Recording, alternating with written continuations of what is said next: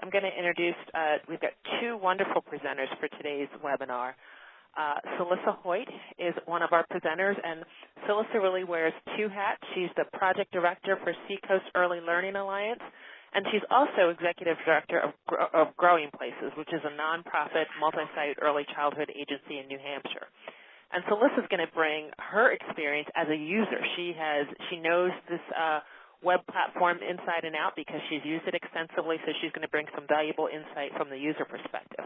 And we also have Denise Sayer as a presenter. Denise Sayer is Vice President of CCA For Social Good, which is a division of CCA Global Partners. And Denise's division, CCA For Social Good, uses that CCA Global infrastructure to help organizations become more efficient and more effective, at the same time addressing the biggest issue that many small nonprofit and child care organizations have, and that's scale. So Denise is the person who actually manages the Shared Services web platform. So we've got a really great team that's going to provide some good information about the ECE Shared web-based platform. So with that, I'm going to turn it over to Denise. Thank you, Karen, and welcome, everyone. Thank you so much for sharing your time with us today.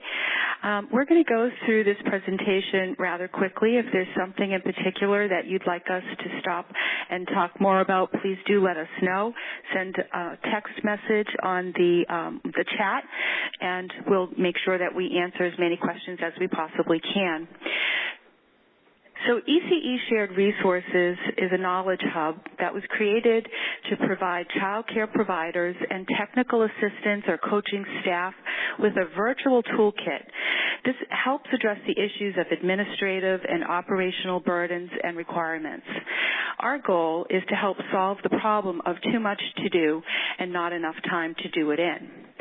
The Knowledge Hub contains about 1,200 practical resources such as handbooks, policies, job descriptions, marketing supports, budget tools, cost savings programs, and all of them were created to specifically help ECE directors and staff put more time back into providing quality care.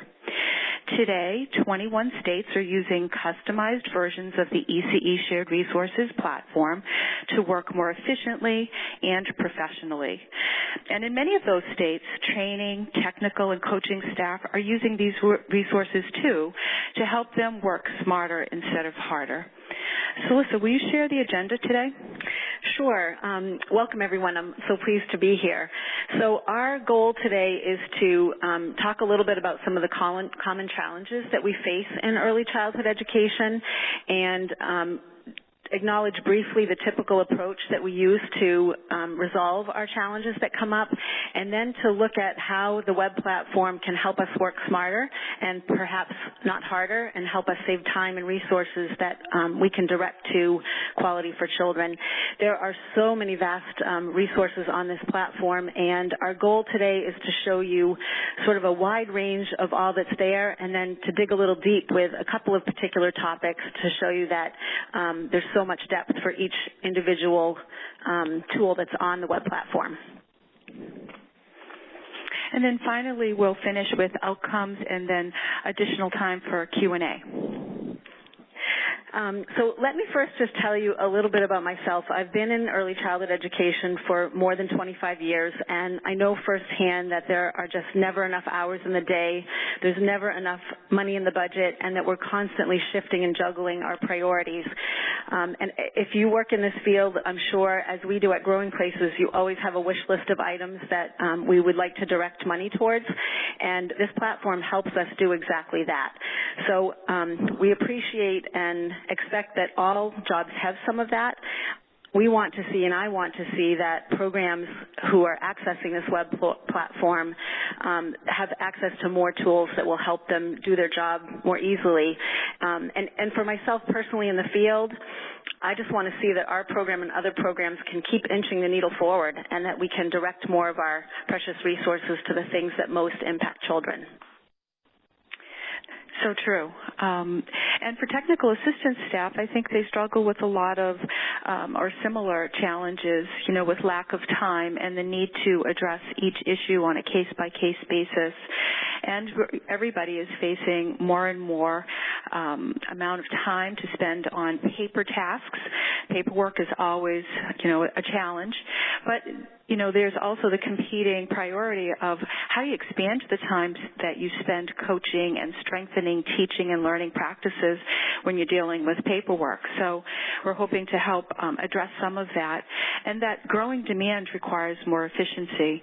And I think the definition of insanity is one of those great cases in point, which is, doing the same things over and over again but expecting different outcomes is the definition of insanity. And I hope that by today, looking through these resources, we see there might be a different way that maybe helps address those things.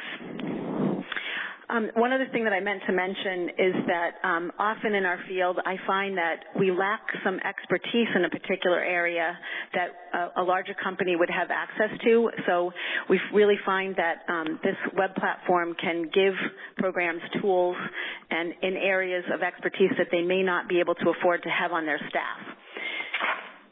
So what I think we typically do when we're searching for solutions to some of our challenges is we search online. In New Hampshire here, we reach out to colleagues in the field for help. On occasion at Growing Places, we hire a consultant to help us with a particular area of growth and development that we have. And sometimes you just put on another hat and you do it yourself, even if that's plumbing or who knows what else. So now there's actually one more tool, if you haven't seen this before, and that's this web platform, which you can turn to find solutions, quality solutions to the challenges we face.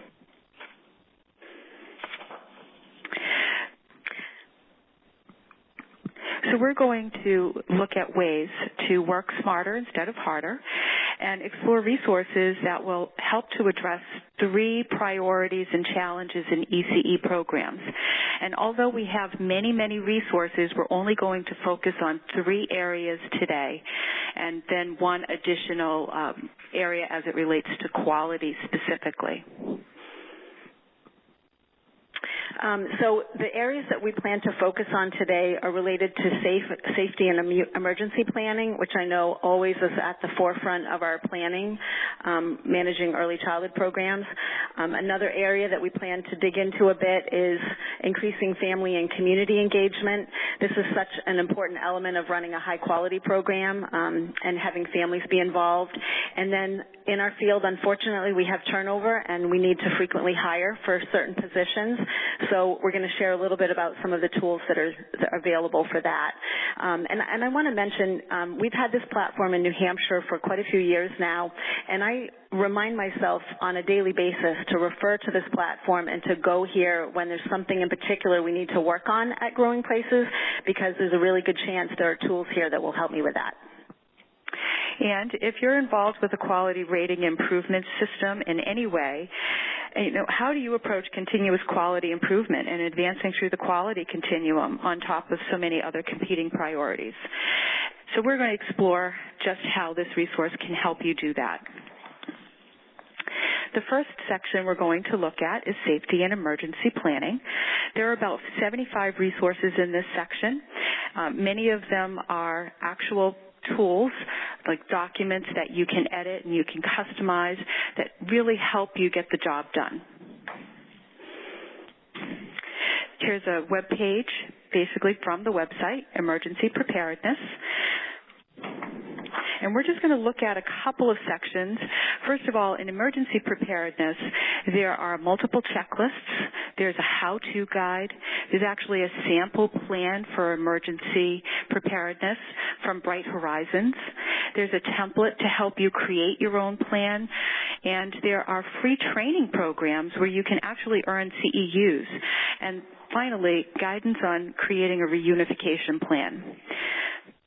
So here are examples of the documents, the plan checklist, guidance on reunification, the emergency plan where you can see yellow highlights on that last document in the lower right, prompting you to click to enter information that can be customized easily so that it really helps for quick editing. The next slide is actually some screenshots from FEMA. This is titled Multi-Hazard Planning for Child Care.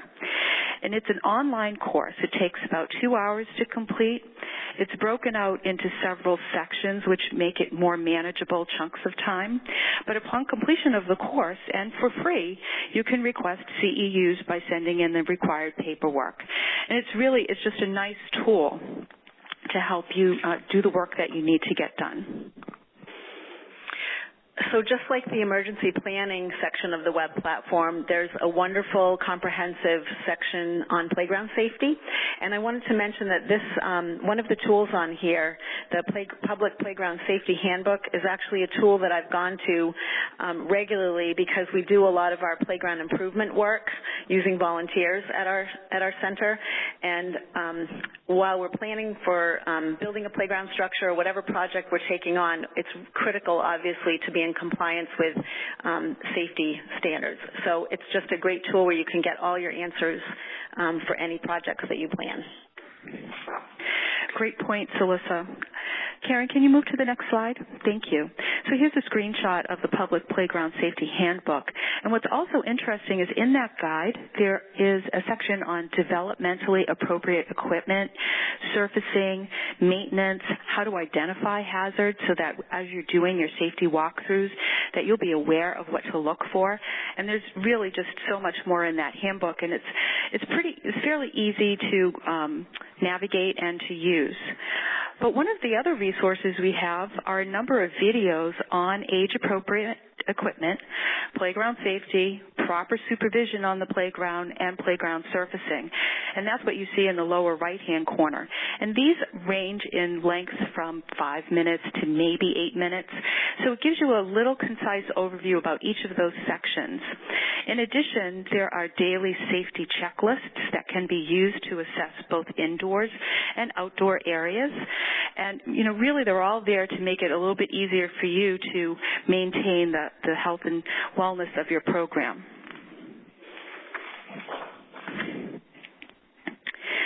The next section is on health and safety again.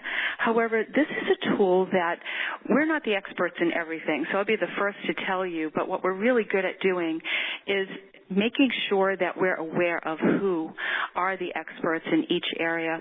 And interestingly, we, stay above of the research, and we try to find those kinds of items and add them to the platform so that you don't have to look for them. They're all here in this one place, this one-stop shop. The health and safety checklist is exactly that type of resource.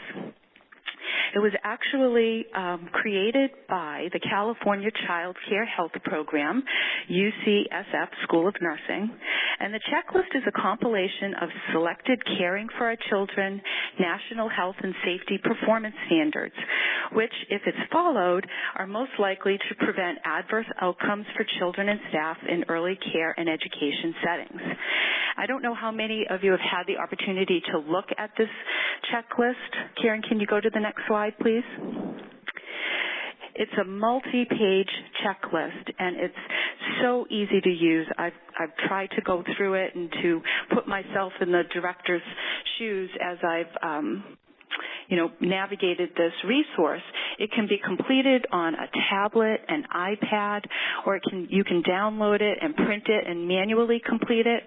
And anyone, including an executive director, a teacher, or a child care health consultant, or a quality improvement coach, can use the checklist to assess the individual classroom or overall facility in terms of space, equipment, and function. Only a small sample of the checklist is shown, and I apologize for how busy this slide looks, but I wanted to show you how it was broken out into multiple sections, including facilities, medication, equipment, supervision, interaction, and again, so much more. But you can break it out into manageable checklists and work with it on your own. So what I appreciate so much as an executive director is that these tools are sought out and researched and vetted and at our fingertips. This poster here is a great example of sort of creating a visual where it's all in one place. You can print this off, hang it in your centers, use it for a training tool. I just think this is a terrific tool because it sort of summarizes all of the kinds of emergencies we might have to deal with. And thank you to the Office of Child Development and Early Learning in Pennsylvania, who created this resource and is able to be used by anyone across the United States. The next section we're going to explore is the Family Engagement section. We're going to start with Community Bulletin Board. There are multiple resources here. And the thing I want to point out is that we try to think this through from both a center director's perspective as well as a family or home-based provider. So if you look at the next slide, many of you are familiar with our Community Resources Bulletin Board, which is a sample of how you could organize useful information for families. This tool also comes with a guide to help you locate resources from your various community, local, or state agencies to keep this relevant. And the next slide is an example of a family-based program bulletin board. While its organization and structure is very different, we really think through what would be probably most appropriate in the family child care realm. What would they need to communicate to families? And this can change, it can grow, it can also get smaller if needed, but it gives you the sense of how you can do this kind of work in both types of programs. So the next slide, well, this slide and actually the next slide are all examples of some wonderful topics that are right there at your fingertips that you can use to create printouts to give out to parents, or at our center we actually do Facebook posts and blog posts on our website and things that we see as best practice in our field, or things that will help parents with bedtime routines, or if we want to educate families in the toddler room about how we respond to biting. All of these things are there at your fingertips to either use to train staff or to communicate with families, and they're all done for us. Actually, one other thing that I wanted to mention about the materials that CCA Global compiles and develops is that they are all evaluated against accreditation standards so that we know their best practices. This slide is just showing you an excerpt from the website of the detail around the types of family communication topics that are available. And you'll notice that many of them are handouts. They have to do with everything from dental health to preventing childhood obesity to napping and sleeping, nutrition and diet. The resource that's on the very lower right is a new resource, and it talks to healthy, healthy makeup of a plate. So basically, go foods when you can eat them almost any time, slow foods which you can only eat sometimes or you should eat them less often, and those low foods eat only once in a while or on a special occasion, like chocolate. And I have a problem with that one, so I'm going to have to read that a little more closely next time. I think on this next slide, this was a slide I was thinking of when I mentioned a couple slides ago that there are so many tools here that you can use to share with families, and teachers can access these tools as well. Some good ones. I think we all deal with many of these issues in our programs. We want to be able to share with parents how we work on helping children grow through their developmental milestones, and one of these handouts has some great tips that families can do at home. We all are hoping to help children guide their behavior so that they cooperate with requests, and this is another handout we can use with teachers and or with parents, as well as the biting handout, which with our CELA members, all of these are highly sought after and utilized on a regular basis. And the last resource in this section is really around a family night. There's so many programs that are struggling with how do I put on a family night? What kinds of information should I use to discuss? Is there a toolkit that can help me? And yes, there is. There are resources on the Family Nights page here, and you'll see that it gives you everything you need to do to conduct a successful family night event. The resources help you plan it, help you promote it, and then gives you ideas for healthy activities, active play, locomotor skills, and that kind of thing. The next slide is actually an excerpt from that toolkit. So each event comes with a PowerPoint presentation as well as a kit that includes a topic overview, talking points, an agenda, activities, suggested healthy snacks, and all of this will help you run a successful family night and takes a lot of the guesswork and the stress out of it. Each event runs about an hour and a half. You can shorten it a bit by having a little bit less of the activities section, but still have a very rich family night event. So the next section that we're going to spend a little bit of time talking through is related to HR resources. In our field, we, on a regular basis, are working with employees, helping to, either going through interviewing and hiring, management and termination at times, and then helping employees with their performance and their growth. So we're going to take a quick peek at some of these resources. There are loads and loads of job descriptions here. I think practically every position we could think of needing in our programs. And one of the things that I love about these resources is that the job descriptions are connected to the performance evaluations in terms of all being based on and built around core competencies for each position. There's another I think the next slide. Yes, is some recommended questions that you can ask during interviews, and it's all based on behavioral interviewing so that you draw out a prospective candidate's inclination to behave in certain ways and respond to situations in certain ways, which can help you make the best hiring decision. On the next slide is actually a wonderful tool that all of our directors at Growing Places have, and that is a guide to what questions are lawful to inquire or ask in an interview and the questions that are unlawful to ask. And this is so crucial. We don't want to make mistakes with this and then find ourselves in a tricky position. So having it all in one place and easy to review before going into an interview. I'm sure we've been in interviews sometimes where the candidate sets us at ease and then perhaps we might go into a topic area that we shouldn't. So really great to refresh your memory with what are the legal things you can ask. I think about my early years in early childhood, and probably one of the most painful areas of my job responsibility was if I ever had to handle a poor performance issue and kind of navigate my way through coaching that person with the hope to help them meet the performance expectations and then, if necessary, work through a process of terminating them. And, you know, I think it's so helpful to know if you have to navigate this kind of process that you have the tools that you need and a system and process in place that has integrity, helps give that employee every chance of being successful as possible, and then when necessary, guide you through that process of terminating employee. It definitely, when we have to go through that at Growing Places, it brings me some peace of mind to know that our process is thorough and legal. So here's some really good tools that can help you with that. So shown here are the Employee Discipline and Termination How-To Guide.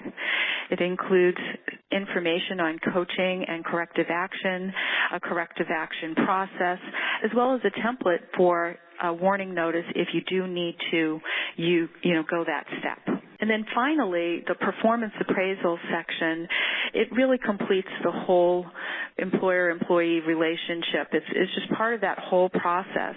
Performance appraisals allow the employer the opportunity to provide constructive feedback, and it's just part of that successful relationship. All of these appraisals are tied to the job descriptions, so it begins with the same core competencies that were part of that original job description, which you can also edit and you can add to in both the performance appraisal and the job descriptions and interview guides. It's an integral component, actually, and when you start to think about connecting all of that, it really creates a very nice, tight process. And finally, there's the form that allows space to assign goals for the staff member to continue to encourage continuous professional growth and improvement. And now we're really excited to talk about this section. Can you go back one slide, please, Karen? We're going to give you a sneak peek at some newly developed resources, and they're in the final process of review and production, and it's going to be an employee orientation toolkit. It will have approximately 6 different pages of organized resources. It pulls together well over 80 different tools that will help you transition a new staff member into your program. Beginning with before you get started, it organizes many of the steps involved, including, if appropriate, announcing a transition to staff and families if a teacher change is approaching in the near future. And as I mentioned, this pulls together over 80 resources, and we're just going to look at a few of the new ones. The first is a family notification letter. You'll see on the left the letter is a completed sample, and on the right is the template. So all of the yellow area obviously needs to be updated and edited to reflect your own needs, but this is an example again of one of those very nice little resources to help you get the job done. Another new resource is an employee welcome letter. It outlines the first day expectations, and it can be incorporated into a formal offer letter if you'd like. We'll provide both the sample and the template. And this is the biggest body of work. It's an extensive checklist. So it is called the Staff Orientation Checklist, and it's organized into multiple sections, and it's meant to be completed and implemented over a period of weeks. And typically, this is within that 90-day introductory or probationary period. Certain parts of the checklist can be assigned to other staff, for example, to aid in completion if it's appropriate. And as with all of our other tools, this can be edited and customized to reflect state requirements or your own individual needs. I just wanted to mention when I saw that CCA Global was coming out with this toolkit, that I think it also works really well to incorporate one other piece that we do at Growing Places, and that is that at different points during the orientation process, we place some of the responsibility on our new staff member to read something and then come back for a discussion about it. And on this slide here, this shows how you can sort of schedule that in a planned way so that you make sure that you cover everything that's important to you in their new orientation. So the sample that was just being shown is a timeline that you can parse out the implementation of the orientation and schedule those kinds of conferences or meetings and discussions. It can be used or not used as you desire.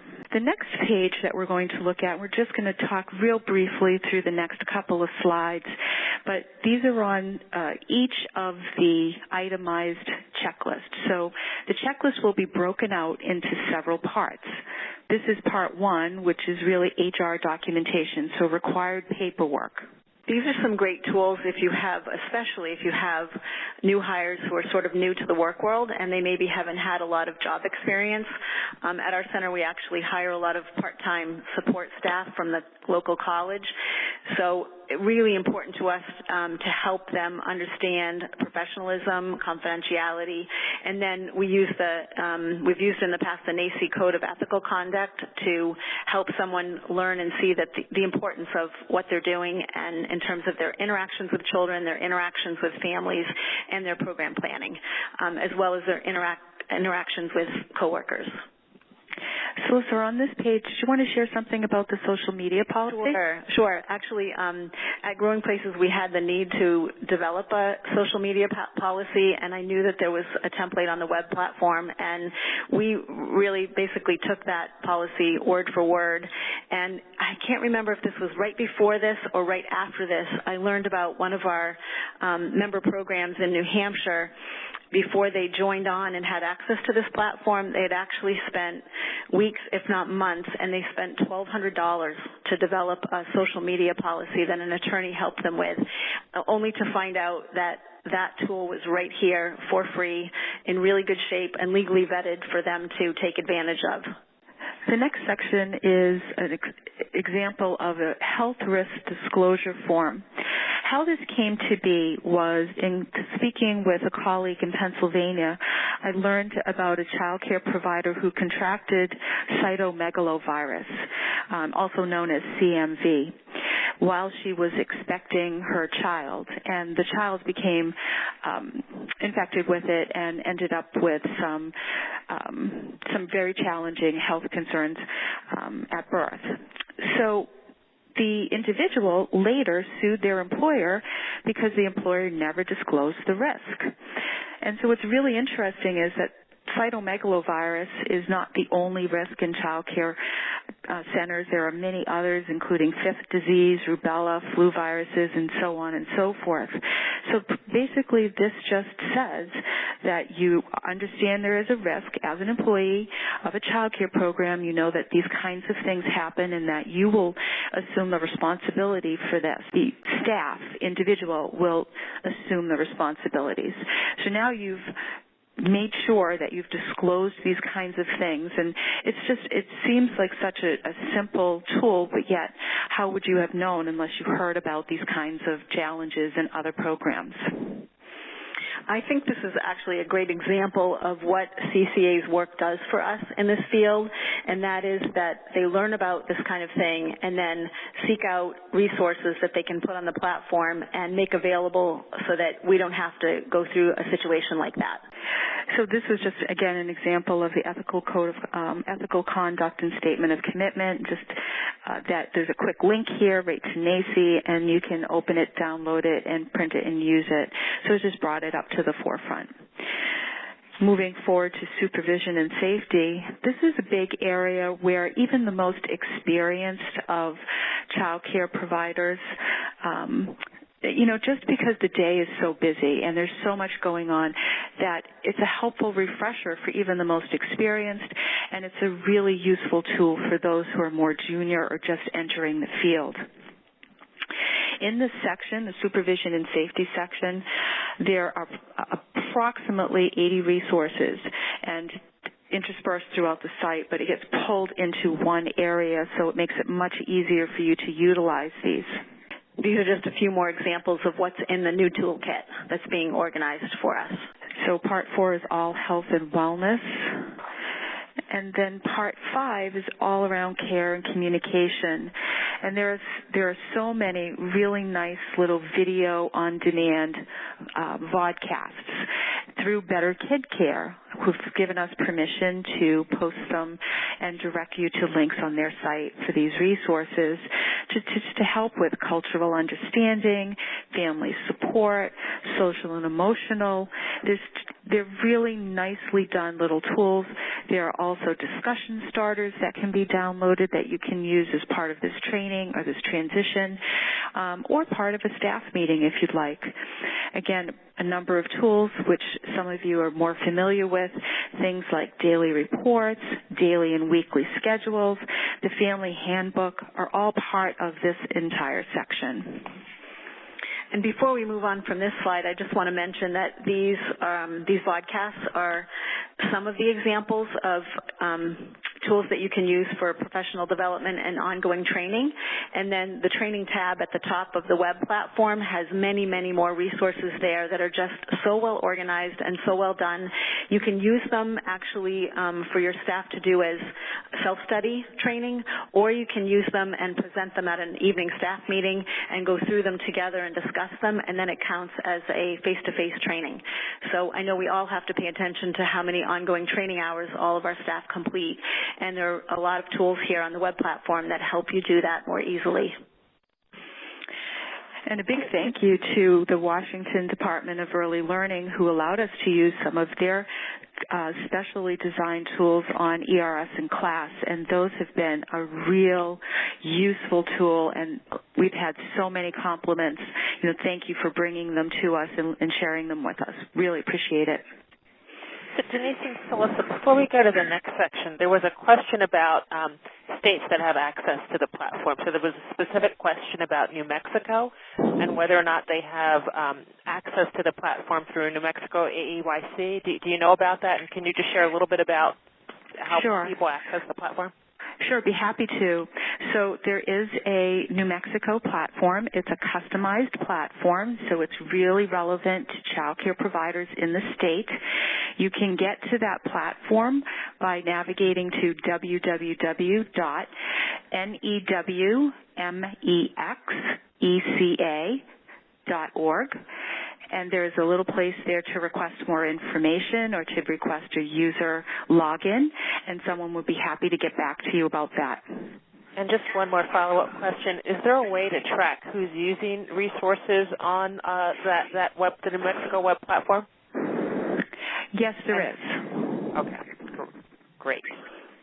All right, and then the other piece I'll just say before you move on is that people can also go to the Opportunities Exchange website and get direct links to all of the state websites. So if you go to the Opportunities Exchange website, you'll see a web page called Current Alliances. If you go there, you'll see a little map, and you'll be able to get links to all of the state websites. Great, Karen. I forgot about that. Thank you so much. One of the last sections that we're looking at is called Raising Quality, and many of the states who are in this platform are using customized versions of the knowledge resource, have a section on raising quality, and it is a hyperlinked toolkit that helps align resources directly with your quality rating improvement standard.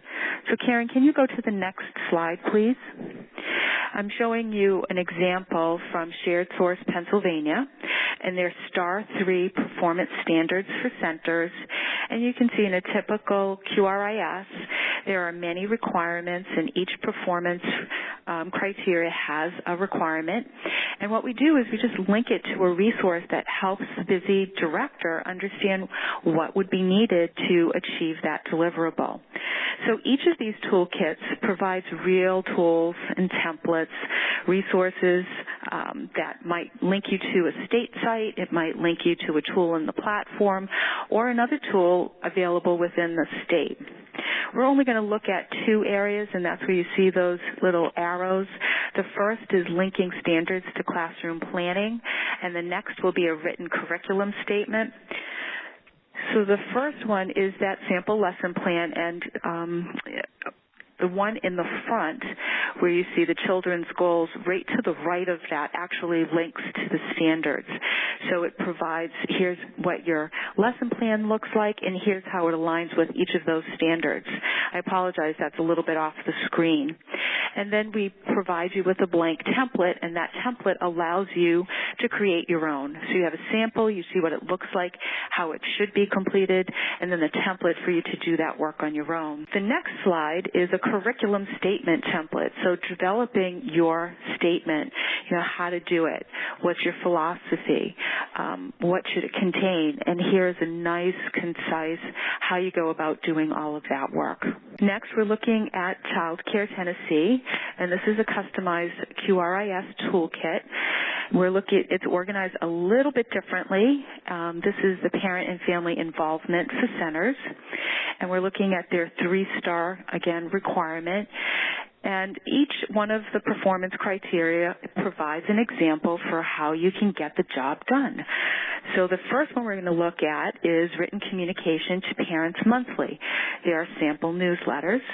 And the next is one individual parent conference per licensing year that focuses on the child's developmental status or needs. And so we're going to look at those two resources. Here's just an example of one of the newsletters that is in the website. It's a general newsletter. You can make changes to anything. There's some suggested content, and it's all done in Microsoft Word, so you don't have to be a designer, a graphic designer, or creative artist to get this done. It's already done for you. And the next section is some custom work that CCA Global did around family teacher conferences, because there was a lot of family teacher conference type resources available for school-aged children, but there was very little, if nothing, on how do you put together a family teacher conference for an infant or toddler. And these are the resources that will help you do that. So it starts with a guide. It provides you an invitation.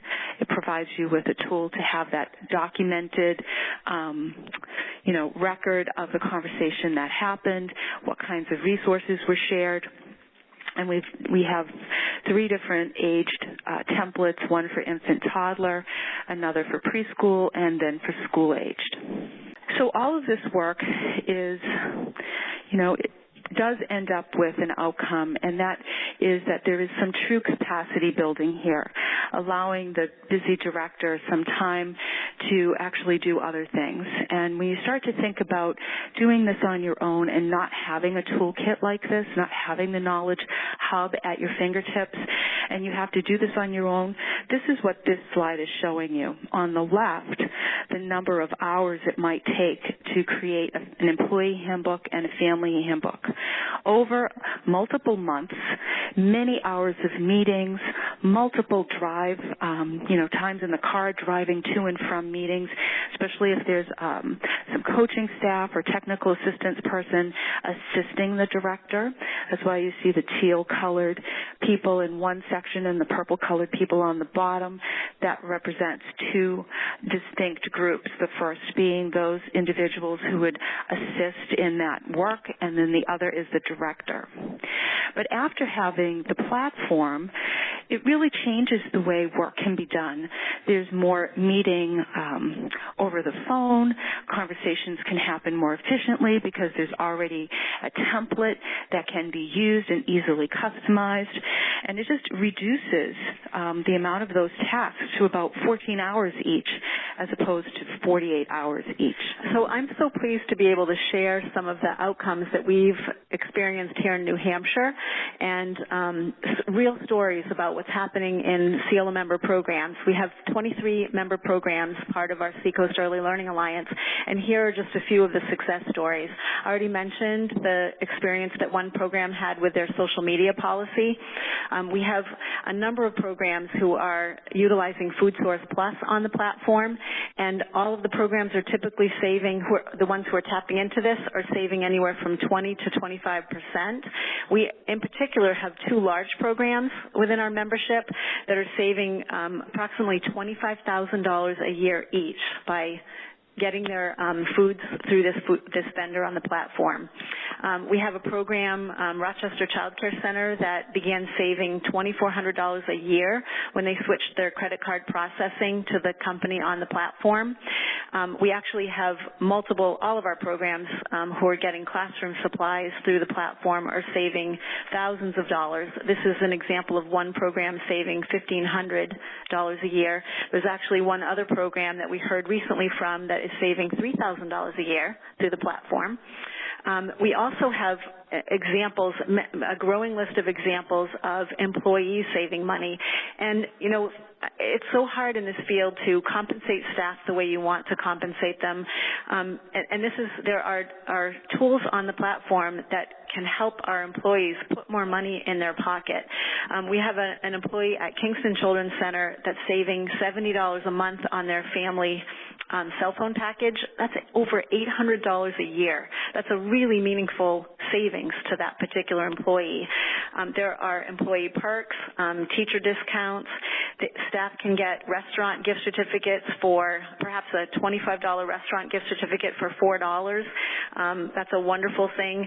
Just recently, a teacher discount card was added to the platform, and one of our employees at Growing Places made them up and laminated them and handed them out at one of our staff meetings. And, it feels so good to give employees a way for them to save money, and it's almost like giving them a bonus. This particular slide here captures the potential that we see. Our 23 CELA members are all tapping into various things through our alliance, but not everybody is tapping into everything. And together, collectively, our 23 members represent 700 employees, 3,100 children served, and a combined operating budget collectively of $34 million a year. And when we sort of calculate some of what we've seen programs and employees tap into, we estimate that every employee who taps into everything they can would save a minimum of $600 a year. If every program taps into everything that's relevant to their program, they would save a minimum of $15,000 a year, we have the potential, if we got everybody within our membership to use everything here, we have the potential to save over $700,000 a year. And that's money that will go back into our employees' pockets or go back into our operating budget so that we can direct them to Quality for Children. And this just excites me so much because I feel like we've just scratched the surface of what we can accomplish here in New Hampshire, and we've had very, very meaningful impact, and there's so much more we can do if we can bring this web platform to more programs. I think Cellissa just touched on a very important fact, and that fact has to do with scale.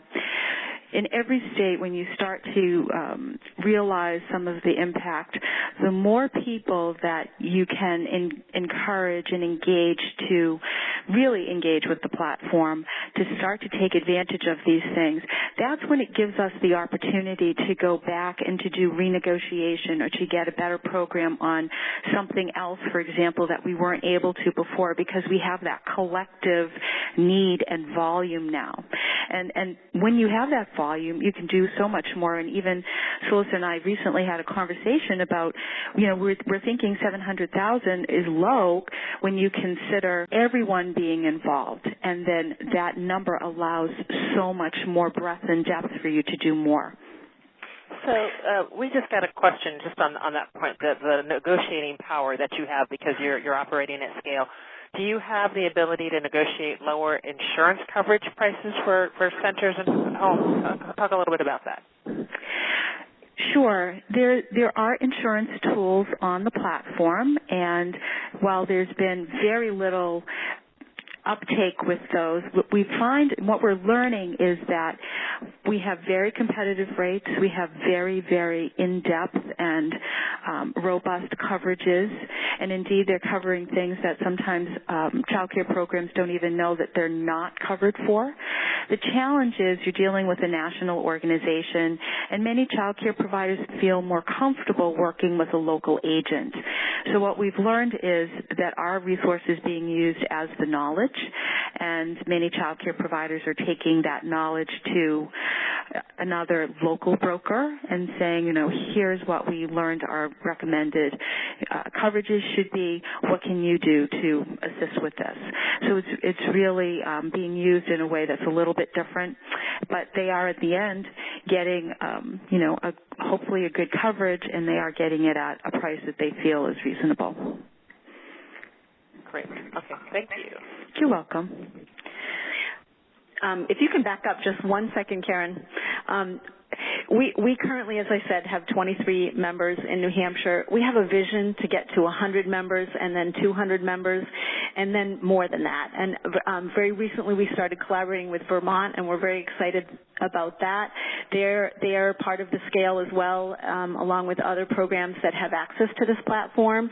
And together, as this platform expands in new states and expands use and membership in existing states, we know that we can get the scale up even higher to have greater impact. The next slide really just talks to the administrative impact about the importance of having, or the results of having, quality handbooks because of the resources in the platform.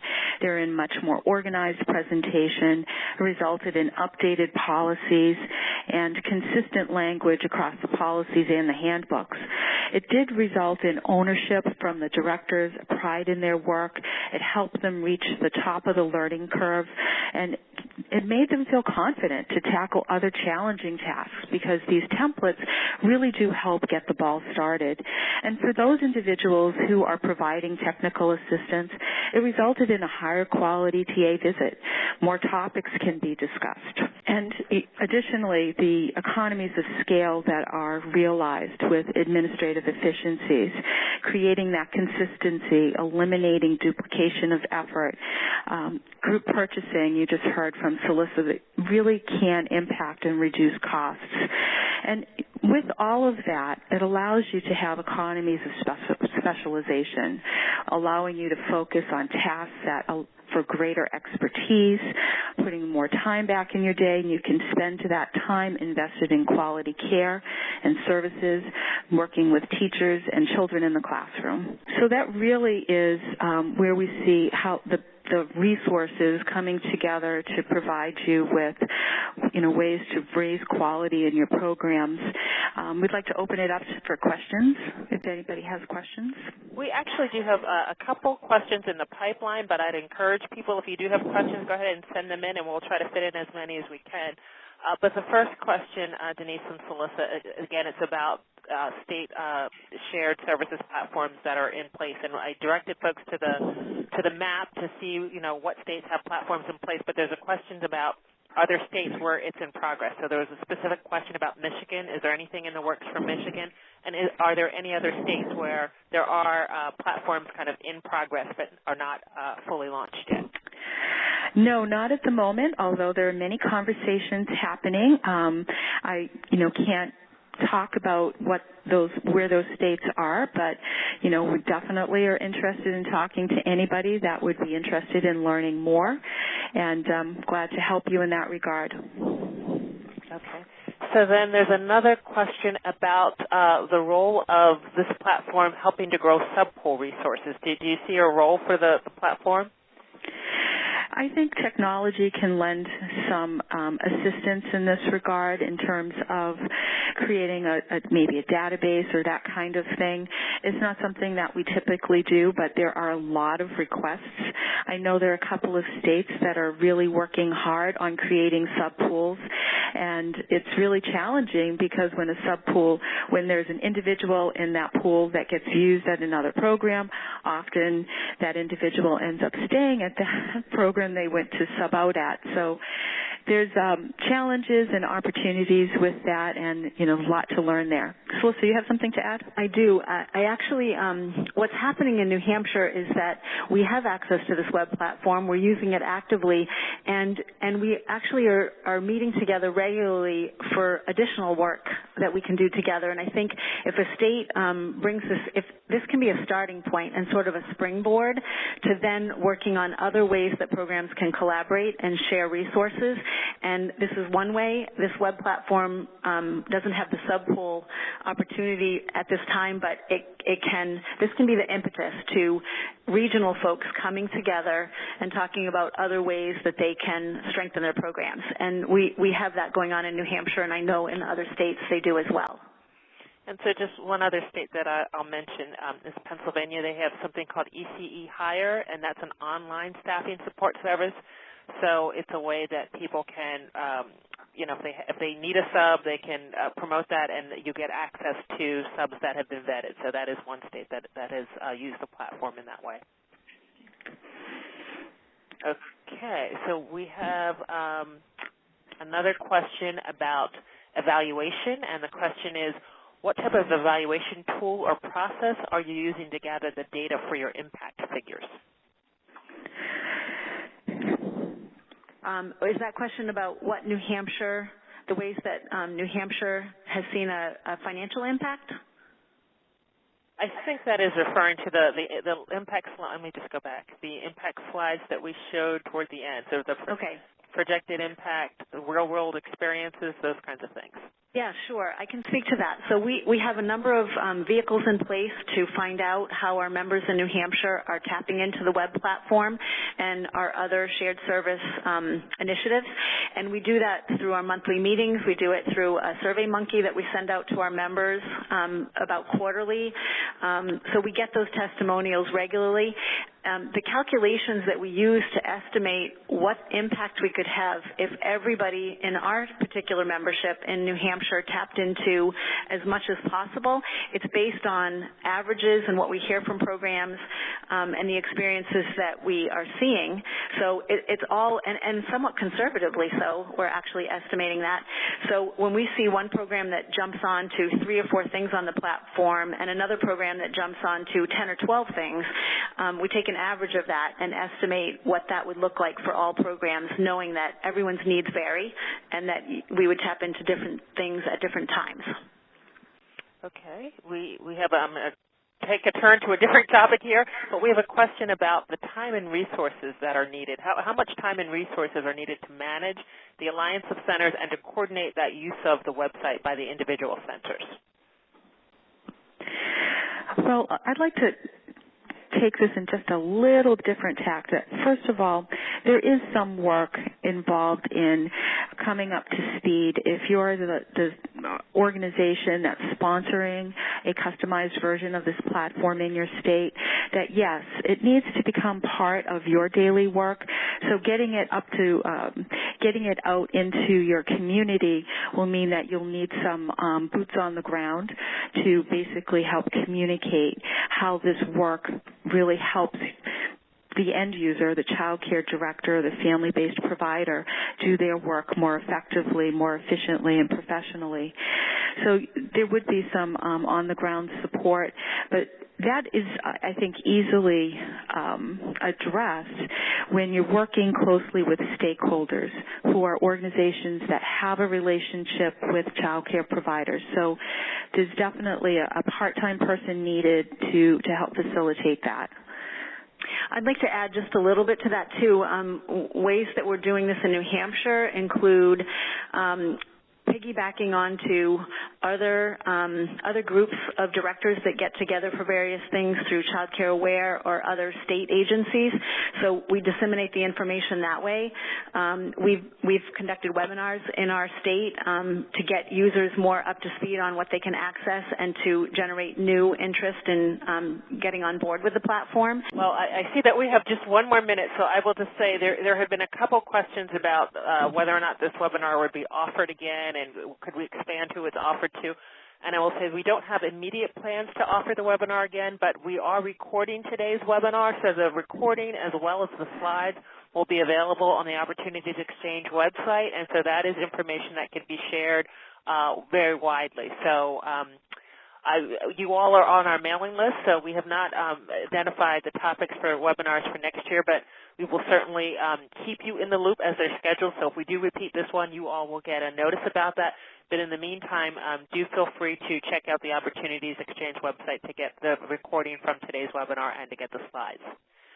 So with that, I think that's going to be our last comment because we don't have any more time left. But I'd like to thank both Cellissa and Denise for their time and sharing all the information about all the wonderful resources on the ECE Shared platform. So thank you, and please check out the Opportunities Exchange website for the slides and the recording. Thanks, everybody. Thank you. Thanks, everybody. Thank you. Thanks, everybody. Thank you. Thanks, everybody. Thank you.